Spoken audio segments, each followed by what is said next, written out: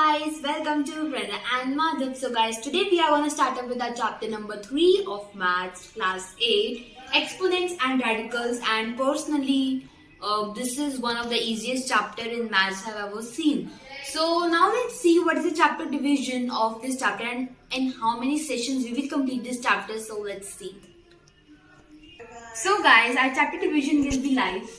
आज हम लोग करेंगे rational numbers as exponents and laws of exponents करेंगे in the upcoming session. So हमारा exponents and radicals in 2 sessions will be completed.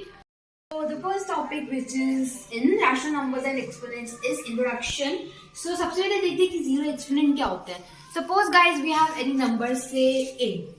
तो अगर a का जो एक्सपोनेंट है, एक्सपोनेंट आप लोगों को तो पता ही है यार, एक्सपोनेंट क्या होता है, ऊपर की पावर. तो अगर a की पावर 0 है तो उसकी वैल्यू 1 होती है. सिंपल. आई थिंक इसी चीज को हो नहीं सकती. अगर आप ये मानो कि अगर 1 की नहीं, आप मानो 45 इतना बड़ा नंबर की वैल्यू 0 है, उसकी पावर 0 है, so the answer is obviously 1. So this is the zero exponent. एक सेकेंड में कर ले यार, this is so fun. Then we have negative integral exponent. So guys, negative integral exponent क्या होता है? Let me take the book. Okay. So suppose we have a number which is a and इसकी power है -n. Okay. अगर हम लोगों को इसकी पावर को पॉजिटिव करना है, so we will do 1 by a raised to power n. ये हमारी बुक में गाइस यहाँ पर ये चीज दे रखी है एंड आई थिंक ये चीज देने की जरूरत नहीं थी क्योंकि ये चीज हम लोग 7th क्लास में भी पढ़ी है, हम लोगों ने 6th में भी पढ़ी है एंड आई थिंक रेसिप्रोकल वाली चीज ना गाइस बहुत easy. Suppose guys, sorry for the show and background, ठीक है. Suppose we have 1 by a raised to power -n और हम लोगों को क्वेश्चन दिया जाए कि convert it into positive integral exponent. So what will you do? You will simply like that. You will just do reciprocal. Suppose आप लोगों को नंबर दिया गया है x raised to power -2 and आप लोगों से कहा गया है कि convert it into a positive integral exponent. So what will you do? 1 by x raised to power 2. And I think that's really easy. So now let's see what are the laws of exponents and let me erase this. And जो हम लोगों ने पहले 7th class तक करे हैं, हम लोग अभी उन्हीं को रिवाइज करते हैं. So the first one is, अगर a की पावर m है, into में अगर a की पावर n है, बेसिस सेम हो, मल्टीप्लाई का साइन हो तो जो पावर्स होती है वो ऐड होती है. a raised to power m plus n. Easy peasy. Second one is, इसी का कन्वर्स आप लगा लो. अगर a है, a raised to power m है by a raised to power n है, this is n. So इसका सिंपली मतलब यही होगा ना कि a raised to power n divided by a raised to power n. इसको भी रेज कर देते हैं तो आपकी सिंपल नॉलेज के लिए था.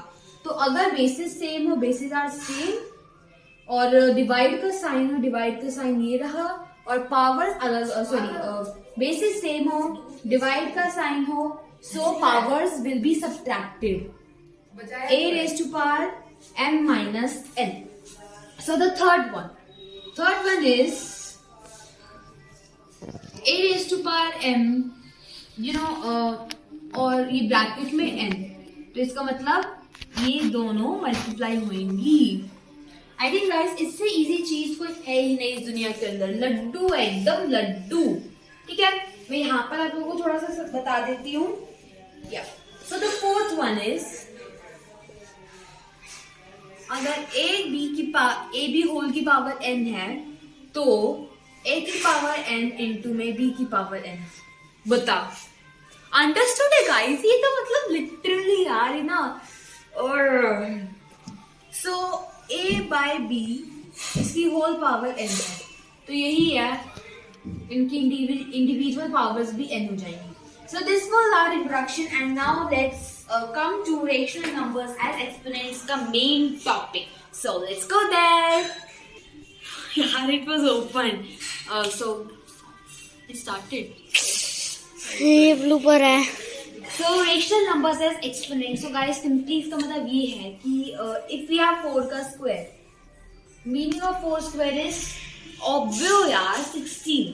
तो हम लोग 16 को ऐसे भी तो लिख सकते हैं. 16 is in under root is equal to 4. Can we write it like that? तो क्या आप लोगों को पता है कि इसको हम लोग ऐसे लिखते हैं? इसका क्या तरीका होता है?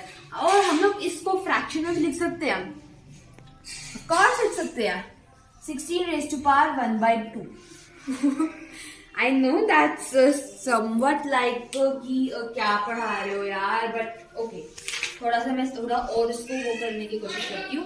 ये जो यहाँ पर 1/2 है, इट्स इज एक्सपोनेंट. और अगर हमारे पास है 64 अंडर क्यूब रूट, तो ऑब्वियसली इसका आंसर आएगा 4. बट हम लोगों को 4, तो हम लोग इसको ऐसे भी लिख सकते हैं 64 raised to power 1/3.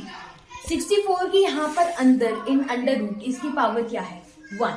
तो जो इसकी पावर होगी ना इस नंबर की, जो होल नंबर या व्हाटएवर नंबर आपको, जो रियल नंबर आपको दिया होगा, उसकी जो पावर होगी वो हम लोग लिखेंगे एज न्यूमरेटर.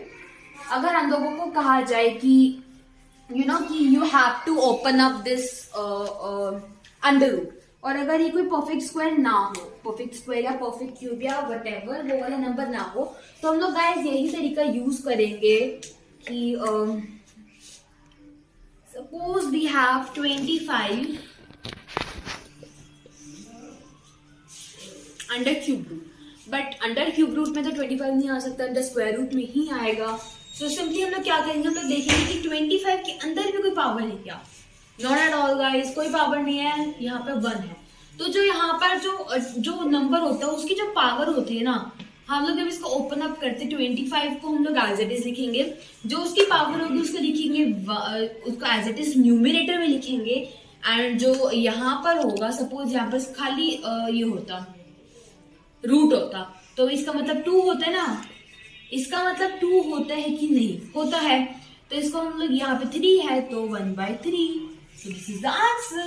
और इससे हम लोग बहुत से क्वेश्चंस भी सॉल्व करते हैं guys, and that's the most important and interesting part of this, कि हम लोग इससे यूज करके कुछ क्वेश्चंस भी सॉल्व करते हैं, एंड वो ही सबसे इजी होते हैं इन दिस चैप्टर. आप लोगों को बस यही चीज समझनी है कि 16 है, यहाँ 4 है और यहाँ पे स्क्वायर है. तो क्या लिखोगे? 16 2/4, कट कर दो 16 1/2. लड्डू. आपको खाली अगर ये फंडा समझ में आ गया ना, पूरा की पूरा फंडा, कसम से आपको पूरा चैप्टर समझ में आ जाएगा. अब अगर हम लोगों को इसको आगे फर्दर सॉल्व करना हो, हम लोगों को कहा जाए कि आप लोगों को 16 1/2 दे रखा है, आप लोग इसको सिंप्लीफाई करो. हम लोगों को पता है इसका 4 आंसर आता है, वी नो कि इसका आंसर होता है 4. बट हम लोगों को इसको पूरा वेरीफाई करके दिखाना है. मैं आपको थोड़ा बस दिखा रही हूँ, इस टाइप के क्वेश्चन में से आते नहीं है. ठीक है, हम लोगों को पता है 16 4 का स्क्वायर है, लिख दो 4 का स्क्वायर, ये ब्रैकेट में हो गया 1/2 एज इट इज. अब क्या करोगे आप? इसका मतलब यही तो क्या 4 2 into 1/2, 2 से 2 कट, 4 की पावर 1 इक्वल टू 4. समझ में आया गाइस? और इसी के बेस पे हमारे सारे के सारे क्वेश्चन होते हैं. You can see over here no, this is not the question, no? Oh no, it's in the second worksheet. Okay, so whatever, and I think it's really easy guys. So now let's see कि हम लोग मेरे को क्या दिखा रहे हैं? What the hell? तो stop कर यार please. So guys, अब हम लोग देखते हैं कि हम इन सारी टर्म्स को कहते हैं कि हम लोगों को पता चल गया कि this is a raised to power m by n, और इसको हम रीड कैसे करेंगे? nth root of a raised to power m, right? So simply हमारे पास ये एक्सप्रेशन है, a raised to power m by n is equal to nth root of am, right? And here guys, am here a raised to power m is known as radicand. Remember it guys, sorry for the noises outside. Radicand, a raised to power m is radicand. This is known as radical. जो हम लोग कर रहे हैं ना, exponents and radicals and exponents. So exponent हम लोगों को पता है, ये हो गया एक्सपोनेंट, लेकिन ये होता है हमारा radical, right. So guys n जो है, जो ये हमारा nth रूट ऑफ am है, जो n है, इसको कहा जाता है इंडेक्स ऑफ रेडिकल। कि जो रेडिकल हमारा है, इसका ये होता है, ये पार्ट, इसको कहते हैं इंडेक्स ऑफ रेडिकल, कि उसका इंडेक्स है, राइट। अगर ये नहीं होगा तो हम लोग डिनोमिनेटर को पर्सोनिफाई नहीं कर पाएंगे, right. So obviously this is known as radical sign, इसको अंडर रूट भी कहते हैं, इसको रेडिकल साइन भी कहते हैं। यहाँ पर चाहे 24 लगाओ, चाहे 1008 लगाओ, चाहे 1008 सो जो इंडेक्स है रेडिकल का, दिस n, ये हमेशा एक नेचुरल नंबर होता है, meaning 1 to infinite. Remember, index of radical is always a natural number, वो जीरो भी नहीं हो सकता, एंड वो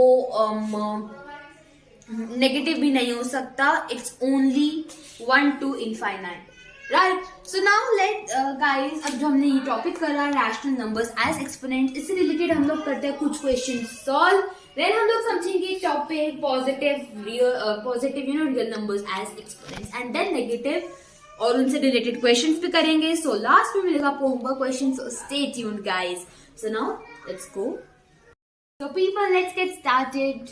First question is, express the following in exponential form. So the first one is under root 7. तो under root का मतलब होता है यहाँ पर है 2 और ये है 1, तो क्या लिखोगे 7 1/2, चाहे इसको ब्रैकेट में डालो चाहे ना डालो, दैट्स टोटली अपॉन ये। Second one 265 under root 5। अरे यार लड्डू सवाल दे रहे हो हमारे को, हाँ लड्डू सवाल, ये 1 ये 5 दे ही रखा है, 265 1/5, अगेन ब्रैकेट लगाने अपॉन यू, लगा दोगे तो ज्यादा सुंदर लगेगा, क्लैरिटी ज्यादा आ जाएगी। बाकी अब तुम देखो भाई, तुम हो समझदार थोड़ी ज्यादा ही, right. So 5/6 under root 8, so 5/6 दोनों की पावर 1 है, 1/8 left. Second one, express the following as radicals, कि अब जो हमने इसको ऐसे करा, इसका कन्वर्स करना है। लड्डू सवाल दे रहे हो हमारे को भैया, हम साइंटिस्ट है। Express the following as radicals, ठीक है। 5 raised to power 1/3 क्या लिखेंगे, 3 है, क्यूब रूट वाला आ जाएगा, और ये 1 का 1।